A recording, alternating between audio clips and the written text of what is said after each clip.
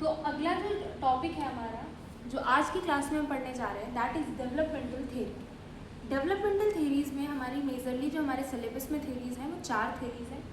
अभी जो हम पढ़ेंगे एरिक एरिक्सन और सिगमंड फ्रॉइड पढ़ेंगे, और सेकेंड पार्ट जो है हमारा इसका, उसमें हम पढ़ेंगे 2 अलग थेरी जिसका नाम है जीन पाइगेट थेरी और कोलबर्ग थेरी। सबसे पहले बात करते हैं एरिक एरिक्सन की थेरी। तो जो एरिक एरिक्सन की थेरी है डेवलपमेंट थेरी की सबसे पहले थेरी है, जिसमें सबसे पहली बात किसकी होती है, साइको सोशल डेवलपमेंट की बात होती है। साइको सोशल डेवलपमेंट का मतलब क्या होता है, साइकी मतलब कि हमारा माइंड का डेवलपमेंट प्लस हमारा सोशल इंटरेक्शन कैसा हो रहा है, उन दोनों चीज़ों का जो डेवलपमेंट है वो एरिक एरिक्सन की थेरी में आता है।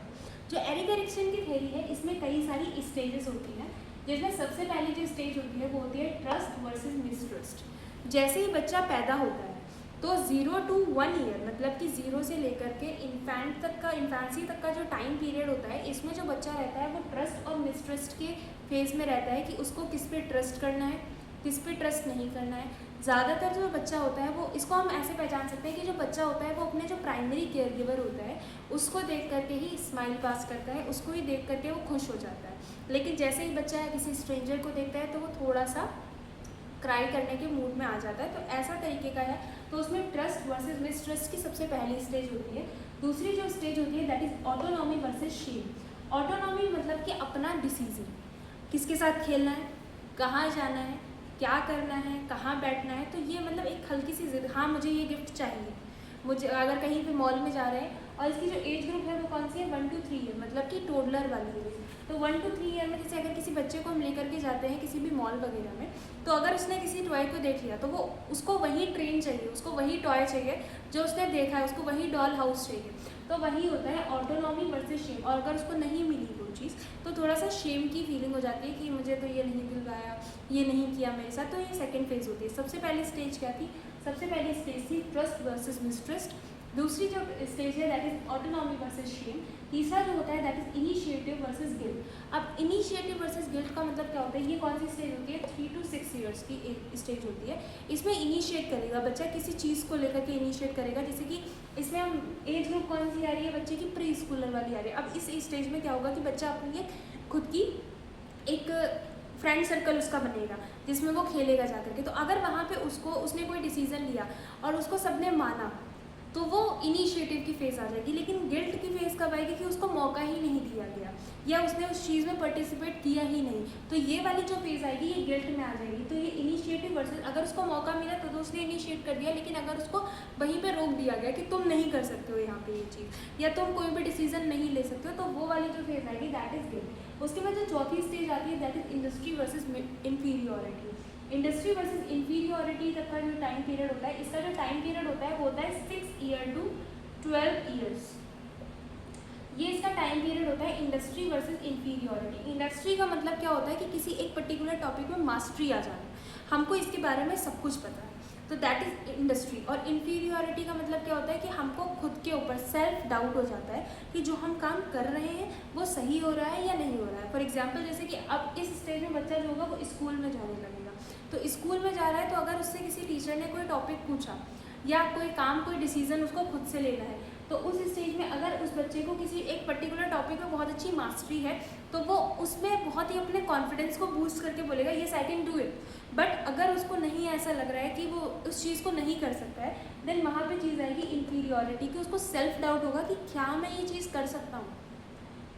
सो this is the difference between industry and inferiority. Then आता है identity versus role confusion and intimacy versus isolation. ये दोनों जो स्टेजेस है ये दोनों एडोलसेंट की स्टेजेस है। एडोलसेंस में भी जो आइडेंटिटी वर्सेस रोल कंफ्यूजन है दैट इज अर्ली एडोलसेंस, और जो इंटीमेसी वर्सेस आइसोलेशन है ये लेट एडोलसेंस में आती है। अब बात करते हैं आइडेंटिटी वर्सेस रोल कंफ्यूजन।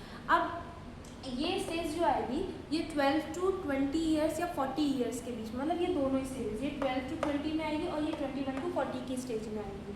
तो 12 to 20 की स्टेज में क्या रहता है हमारे दिमाग में कि हाँ मुझे डॉक्टर बनना है, मुझे इंजीनियर बनना है, मुझे चार्टर्ड अकाउंटेंट मतलब सीए का एग्ज़ाम क्रैक करना है, मुझे एनडीए आर्मी फोर्स में जाना है या किसी भी इंडियन आर्मी फोर्स में जाना है, या मुझे कुछ भी करना है, A to Z मुझे कुछ भी करना है। तो दैट इज़ व्हाट आइडेंटिटी, अपनी खुद की एक आइडेंटिटी बनाना है ना। और role confusion versus role confusion मतलब कि इस स्टेज में पता ही नहीं चलेगा कि अभी भी डिलेमा है कि क्या मैं मैथ्स लूँ या मैं बायोलॉजी लूँ, मैं नर्सिंग करूँ, या मेरे अंदर अभी भी MBBS करने का जुनून है। तो ये सारी चीज़ें जो है ये किसके अंदर आएंगी, रोल कन्फ्यूज़न के अंदर आएंगी। देन जो लास्ट स्टेज है that is intimacy versus isolation. Intimacy versus isolation का मतलब इस स्टेज में क्या होगा, 21 to 40 ईयर्स की एज आएगी, जिसमें जो एक मैरिज कपल वाली एज होती है वहाँ पे आ जाएंगे। अब इंटीमेसी मतलब कि हमारी मैरिज हो गई, मैरिज के बाद बच्चे हो गए, तो ये वाली जो एक फेज़ हुई वो इंटीमेसी में आई। लेकिन आइसोलेशन का मतलब क्या, इन सारी चीज़ों से एकदम परे, ना मैरिज हुई, ना बच्चे हुए, ना किसी के साथ सोशल इंटरेक्शन रख पाए। तो ये सारी जो फेजेस है these are included under the Erik Erikson theory, जिसमें साइको सोशल डेवलपमेंट मतलब दिमाग के साथ साथ हमारा जो सोशल इंटरेक्शन है वो दोनों चीज़ों का डेवलपमेंट हो रहा है, वो एरिक एरिक्सन की थ्योरी में आता है। इसमें सबसे पहला क्या था, सबसे पहला था ट्रस्ट वर्सेस मिसट्रस्ट, मतलब बच्चा किसी पर ट्रस्ट करेगा, किसी पर ट्रस्ट नहीं करेगा। दूसरा जो था वो था ऑटोनॉमी वर्सेस शेम।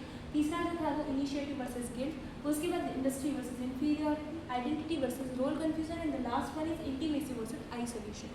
देन जो सेकंड थ्योरी है दैट इज सिगमंड फ्रॉइड की थ्योरी। सिगमंड फ्रॉइड ने जो अपनी थ्योरी दी थी वो उन्होंने थ्योरी दी थी सेक्सुअल डेवलपमेंट, सेक्सुअलिटी डेवलपमेंट, मतलब कैसे कैसे बच्चे का जो सेक्सुअल डेवलपमेंट है वो कैसे कैसे होता है। तो सबसे पहली जो स्टेज होती है इसमें ओरल होती है, देन एनाल होती है, फैलिक होती है, लेटेंसी होती है और जेनाइटल होती है। जो ज़्यादातर पूछी भी जाती है वो यही है सिगमंड फ्रॉइड की थ्योरी।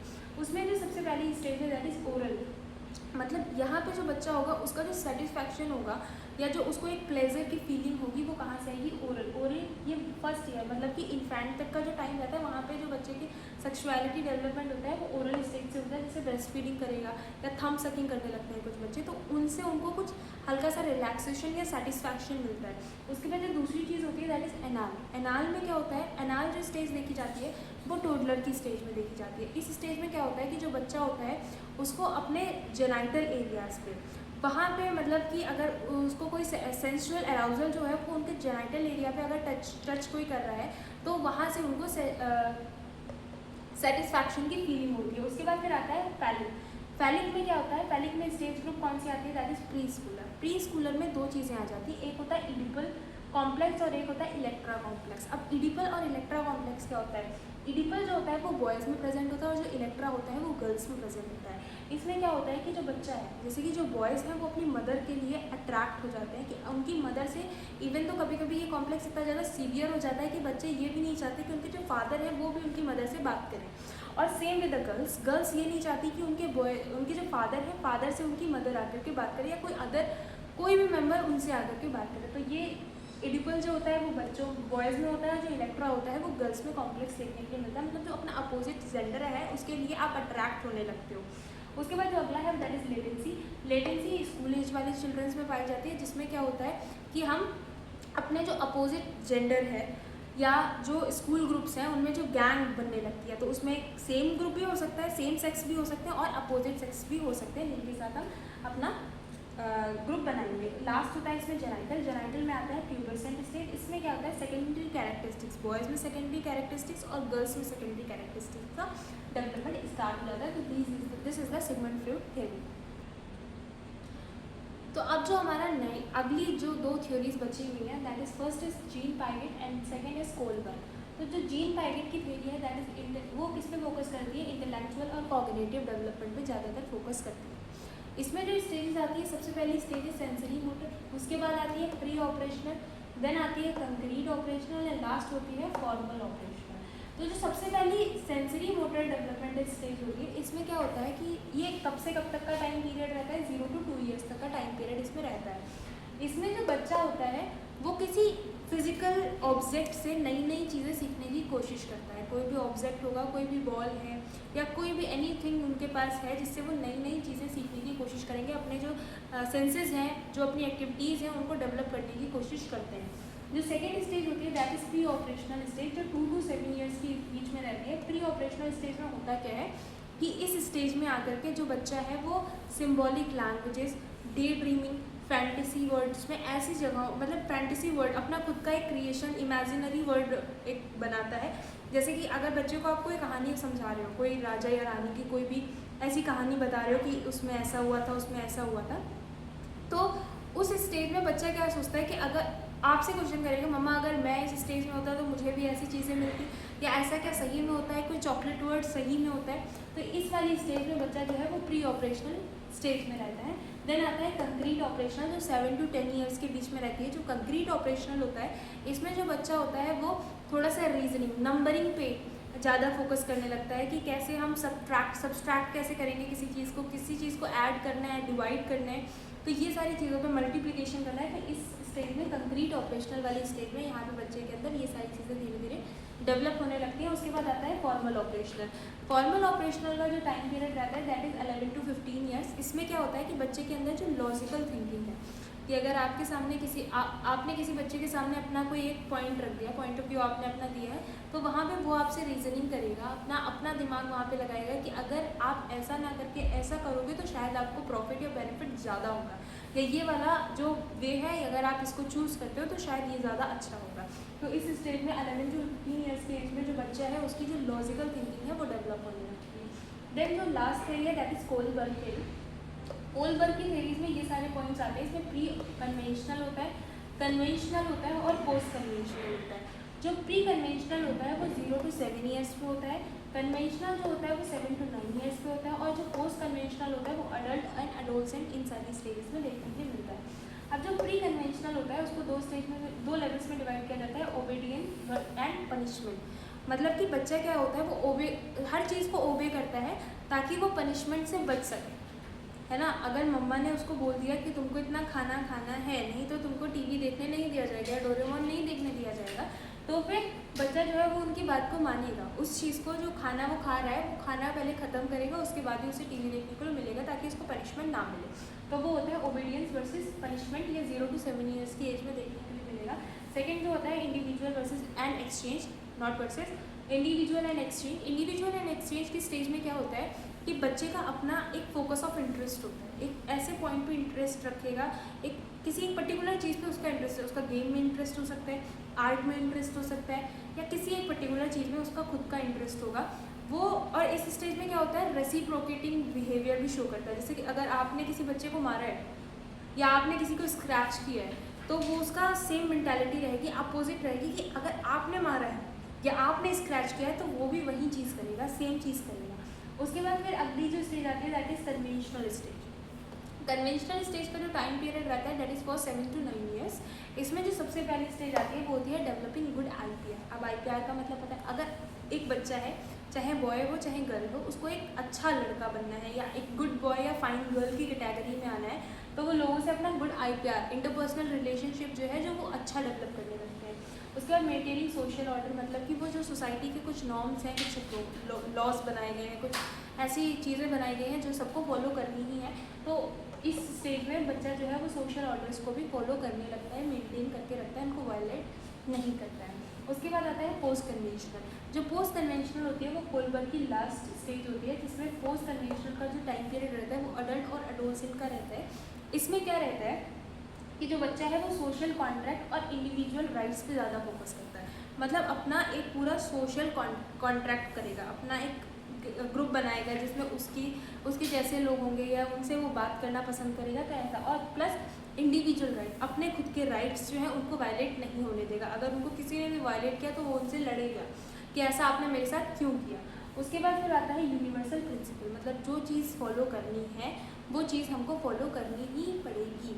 तो ये आता है कोलबर्ग की 3 थ्योरीज में। अब एक बार हल्का सा शॉर्ट रिकैप इन दोनों थ्योरीज का देखते हैं। जीन पैकेट में जो है, जीन पैकेट किस पे फोकस करता है, इंटेलेक्चुअल और कॉग्निटिव डेवलपमेंट पे फोकस करता है। इसको 4 तरीके से क्लासीफाई किया गया, it is classified into the 4 category: sensory motor stage, pre operational stage, concrete operational and formal operational. Sensory motor में क्या होता है, कोई फिजिकल ऑब्जेक्ट से सीखता है। प्री ऑपरेशनल में क्या होता है, अपने फैंटेसी वर्ल्ड में रहता है। कंक्रीट में क्या होता है, उसके अंदर रीजनिंग या सब्सट्रैक्शन एडिशन की जो थिंकिंग है वो डेवलप होती है। और फॉर्मेशनल ऑपरेशन में क्या होता है, लॉजिकल थिंकिंग आ जाती है। देन आता है कोलबर्ग की जो स्टेजेस हैं उनको 3 तरीके से डिवाइड किया गया है: प्री कन्वेंशनल, कन्वेंशनल और पोस्ट कन्वेंशनल। जो प्री कन्वेंशनल है उसको फर्दर लेवल में डिवाइड किया गया है: obedience versus and punishment, individual and exchange. Conventional को 2 स्टेज में डिवाइड किया गया, 2 लेवल्स में डिवाइड किया गया है: डेवलपिंग गुड आईपीआर और दूसरा है मेंटेनिंग सोशल ऑर्डर। देन होता है पोस्ट कन्वेंशनल। पोस्ट कन्वेंशनल को भी 2 स्टेजेस में क्लासीफाई किया गया है। सबसे पहला है social contract and individual right, and last is universal principles. Thank you so much.